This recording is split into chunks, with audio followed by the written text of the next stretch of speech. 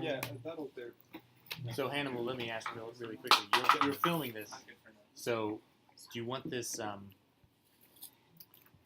Do you care if we're like have chatting or absolutely not. This is like just the stupidest thing. I'm filming it because I'm gonna send it to some people online, basically. So first, an apology. This is actually not really a Buddhist studies talk. It's just mostly about visual culture and villages. It involves. I'm going to try to add in a section about specifically Buddhist art within these villages and talk about and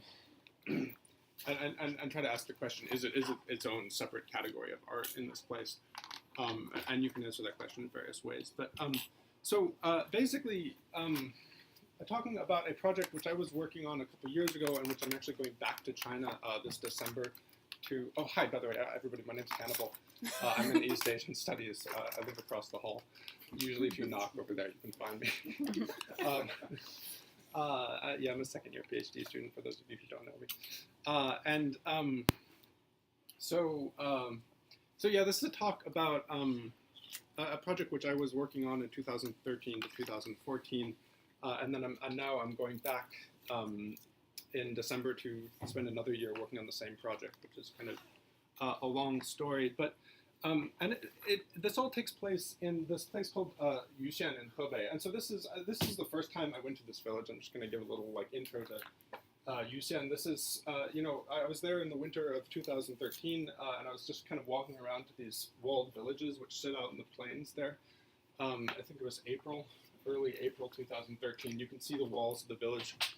You go in through the gates. It's this really depressing, quite poor, fairly dreary place where, and you go in and, this is the interior of the village. It's incredibly impoverished. A lot of people have left.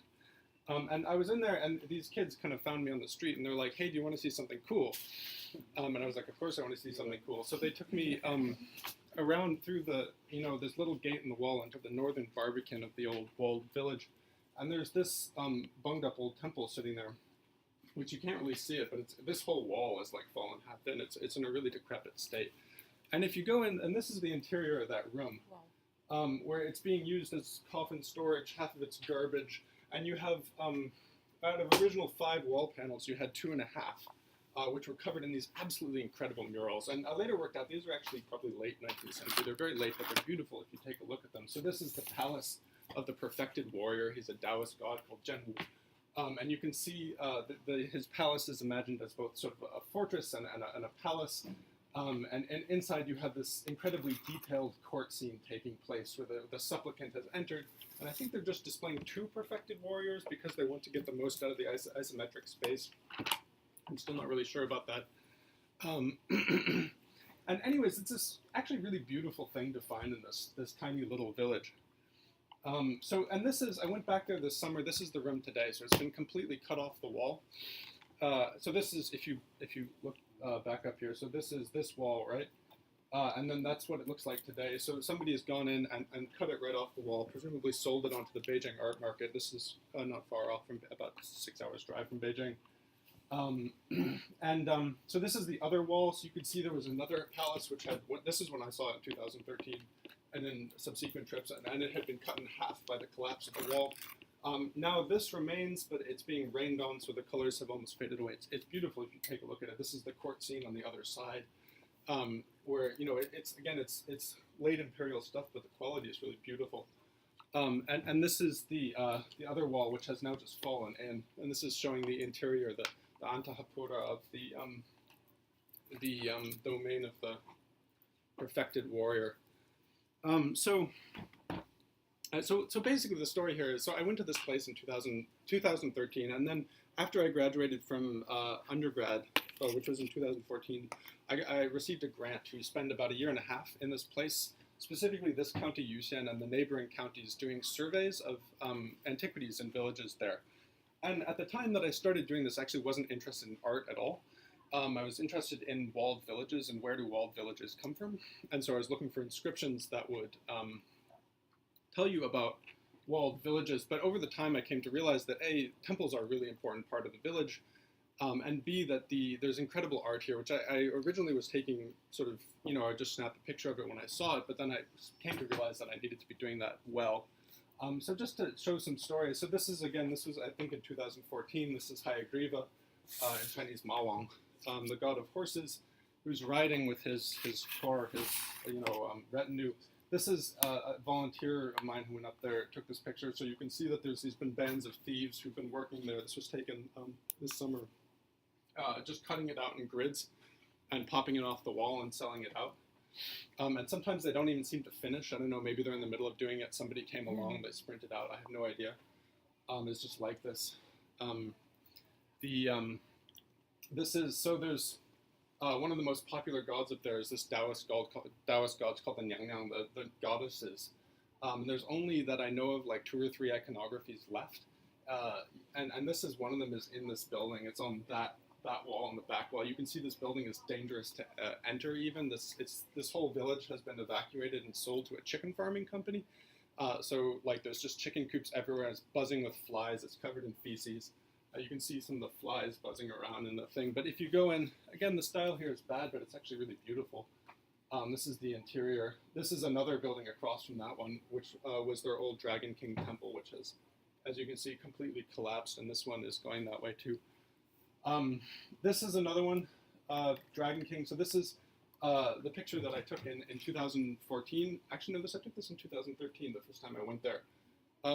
Again, this is the Dragon Kings riding out to dispense water. And this has since been totally stripped away. I don't have a picture of the interior, but the same thing, somebody just gridded it out and took it. And I feel kind of a certain sort of, I don't know, sense of responsibility for this, just because if I had gone in there and taken good details pictures of this, which I didn't, I just kind of went in there, snapped this pictures, I'm like, that's pretty left. Then, like, there would be, somebody would have a detailed record of what all the figures were their extant cartouches, what's going on in each different part. You could tie that to some kind of history. As it is, probably the county cultural folks have a few pictures of this. I have this picture and a couple others. That's it. It's gone. It's on Beijing Art Market. So I feel a sense of sort of depressive responsibility here. Other things happen. So the local authorities in these counties are now coming to realize how important this stuff is, and they're trying to protect it. So this is another sort of troublesome story where this was for a long time. So I took this in summer 2014. This was probably the single best preserved temple that I'm aware of anywhere in this whole chunk of the land. So, and I've been to 400 villages, so I can say this with some certainty. It was built in 1566. It was then repaired in 1709, and the interior, the decorations are perfectly preserved inside. I'll show them in a little while, dating from 1709, and you have this plaques on the ceiling which have been record everything that happened there. This is still there, but the village decided they wanted to fix their Dragon King temple, so they basically just poured concrete in around this thing. So the building is still there, but it's now encased in a block of concrete. And then they've stuck big statues along the altar, so you can no longer see the murals. So I'm okay with this because the murals are still in there, but it remains the fact that what I think was probably the most perfectly preserved temple in 3 or 4 counties that I've been to, out of 400 villages, is now inside of a concrete cube. So this stuff happens a lot. So anyways, so what I did, so I had been back there this summer. I hadn't realized, I'd say about 1/3 of the sites that I visited in 2013, 2014 have now become either destroyed or inaccessible, which was incredibly depressing to realize. I'd sort of known it was going on, but I came back at it with a much more of appreciation and a sense of responsibility. So what I did was this. I kind of flew into a rage one day and threw up this like GoFundMe site, and actually managed to raise a decent amount of money. Somebody else gave me money outside of this, so I have actually made my goal. Although if any of you guys have some rich friends who want to fund art collecting projects, you're welcome to forward this to them. But anyway, so basically the idea is that I'm going to do a kind of a documentation project for the next year from December, where I'm going to buy a motorbike. I know where a lot of these places are, and I'm going to go around and see how many more I can photograph, just so that, and then put it all online, so that there's some kind of record of what's out there and what I think is important, and people can get at it. So that's kind of the idea.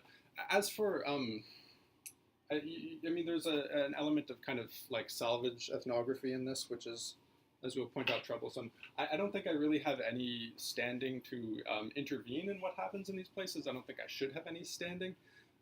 So, like, for instance, they want to repair their temples often in ways that I find very problematic, where they'll fill it with concrete, or they'll paint it blue.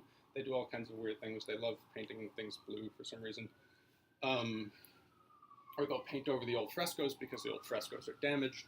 I don't think I really have a standing to go in there and do anything, and I think that actually the local cultural people are doing this type of thing and doing it the way they see fit, which is fine. But I do have a camera and an interest, and I know where a lot of this stuff is, so my plan is kind of to go in there and see how much of it I can photograph. So that's kind of what I'm doing, and then brief summary, and then I was going to take the rest of it just to talk about what's out there in these villages and what kind of you can do with it according to what I've been able to. So I've been working on this now for, I don't know, 4 going on 5 years. So this is kind of my take on like what exists, what the visual world of the North Chinese village was, and kind of what things you can say about it and how it sort of functioned. And you can take or leave any aspect of this. And also it is not really Buddhology, although there certainly were Buddhists there. So the region that I'm working in, a bit of history. So the region that I'm working in is this chunk of land. This is my research map. So the blue ones are the ones I've been to. The gray ones are the ones I've not been to. So if you go north across the mountains from Beijing, or northwest, you cross the Taihong Range, there's this broad region of, that was sort of in the Ming Dynasty, was the interwall region. So you had a Great Wall line that ran here along the range of the Taihong Mountains, and you had a second Great Wall line which ran north of that, north of Zhangjiakou up there. And so when, and this was kind of the border region where, if Mongols were going to raid into China, they got caked up in this region and they couldn't hit the Central Plains here. So the Yu County is this area here, so I've been to almost everywhere in Yu County. I've been to about, counted up, sorry, can't use this thing. I counted up recently. I've been to about 380 villages. The blue ones are the ones I've been to and have some kind of record of. The red ones are the ones that are really kind of desideratum for whatever reasons. But and I still have not been to. The gray ones I have not been to, and I have no interest to go because you can see there's nothing there.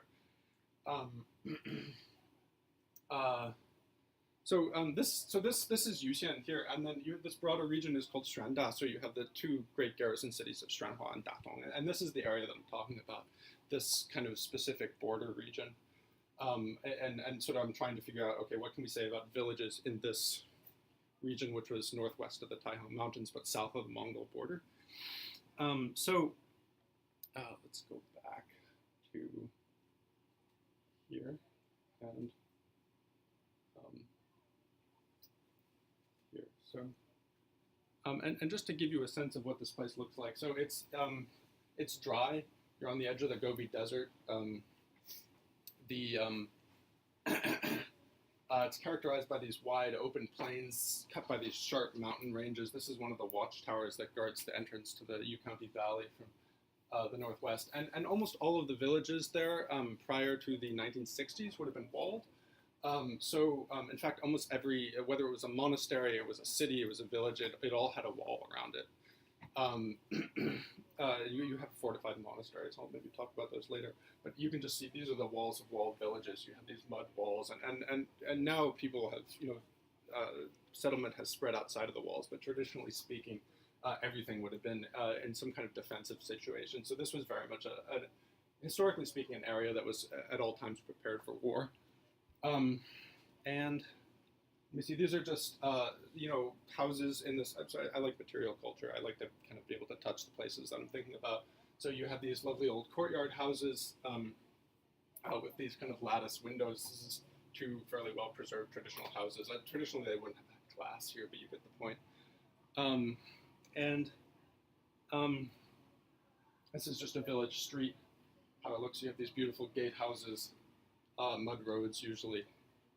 And So what I spent, so when I was there in 2014, I spent a year and a half there. What I was mainly doing was I was going around and collecting gatehouse inscriptions. So when you built a fortress, you put a little plaque over the gate, which is that, and that would tell you, and you put a sort of a bit of information on it. So here you can see, and nobody's ever done a survey of these.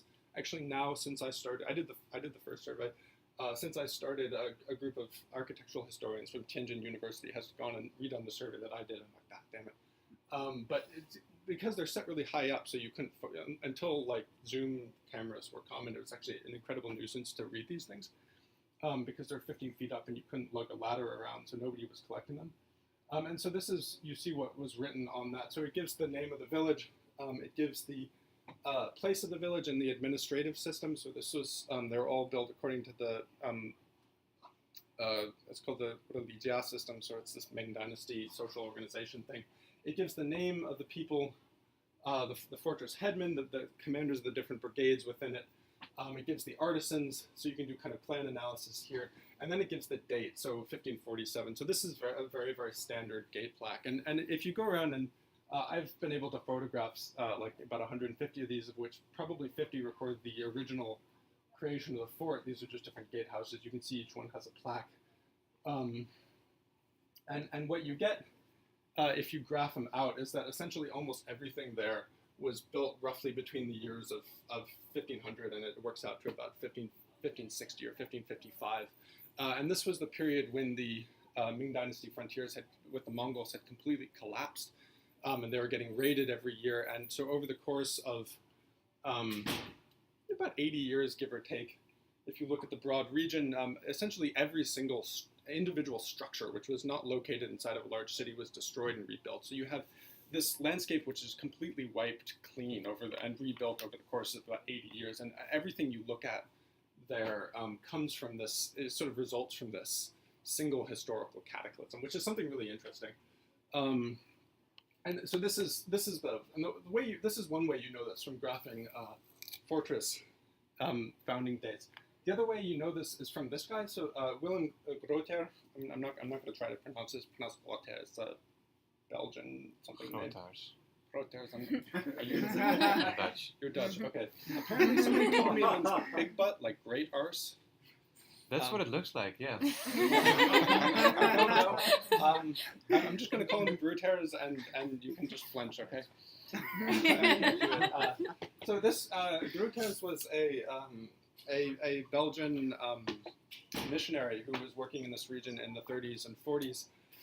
This is him on the left. Sorry, these are his Chinese associates and one other guy who they don't really know what it is.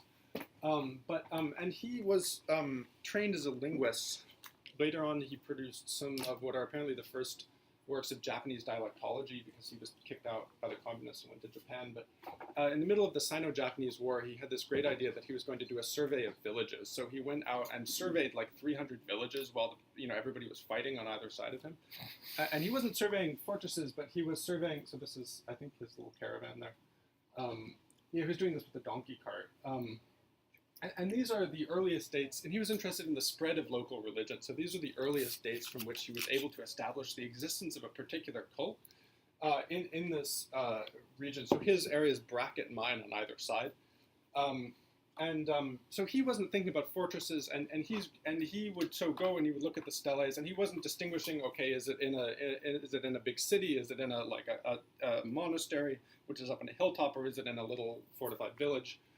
He doesn't think about this, but basically this is. So I took all of his dates and I took out all of the dates which come from either something that he mentions was not a village fortress. So either it's a monastery.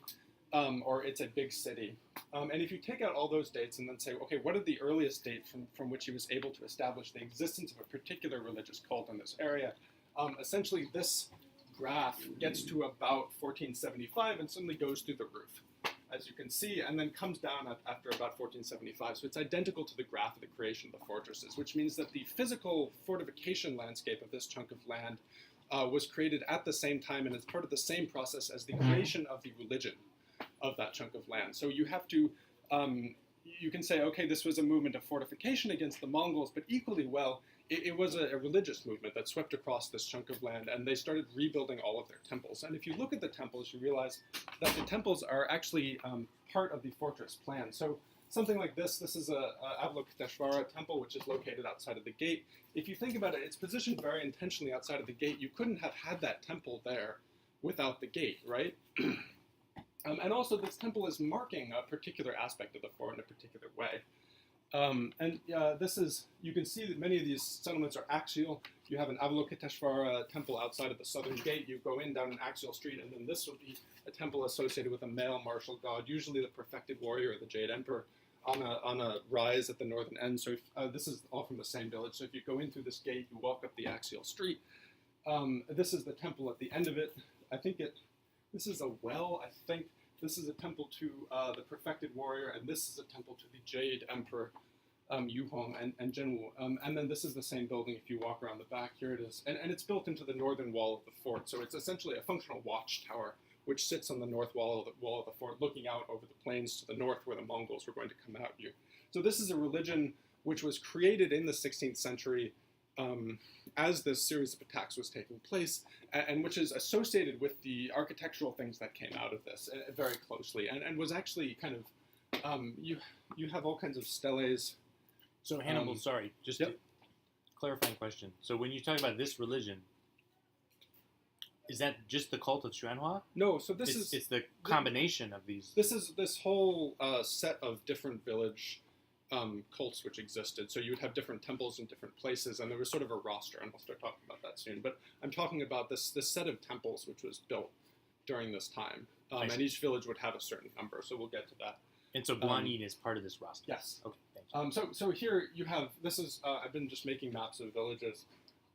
So you can see. Okay, so this is a temple to Guanyin. No, actually, so this is maybe the most standard one. This is a temple to Guanyin. You have another one to Wenchang, the god of astrology, on top of the southern gate. Up here, you have another one to the perfect